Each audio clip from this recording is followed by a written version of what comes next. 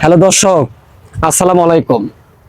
আমি চলে আসলাম সেই ভার্সিটি খ্যাত বগুড়া সরকারি আইজুল হক কলেজে বগুড়ায়।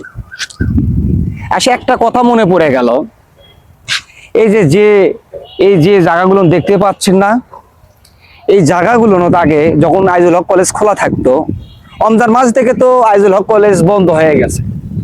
যখন কলেজটা খোলা থাকতো তখন এই জায়গা কত গার্লফ্রেন্ড বয়ফ্রেন্ডেরা বসে থাকতো, কাপলেরা বসে থাকতো। এখন কেউ নাই, এখন শুধু গরু ছাগল বরকি টোকায় মোকায় এলে বসে আছে। আমি সেটাই ভাবতেছি যে এখন কেউ নাই, শুধু আমরা একাই বসে আছি, কেউ নাই।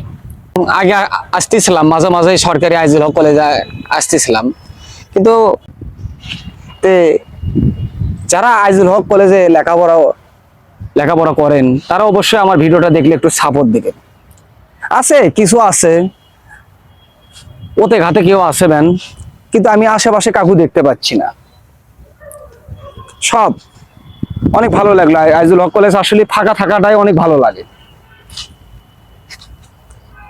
আপনারা চাইলে আসতে পারেন আইজুল হক কলেজে, এখন আসলে অনেক ভালো লাগবে, ঘুরে বেড়াবেন, ভালো লাগবে, দেখতে অনেক সুন্দর লাগতেছে। ধন্যবাদ। আজকের ভিডিও এই পর্যন্তই। আবার অন্য ভিডিও দেখার জন্য আমন্ত্রণ রইল। ধন্যবাদ।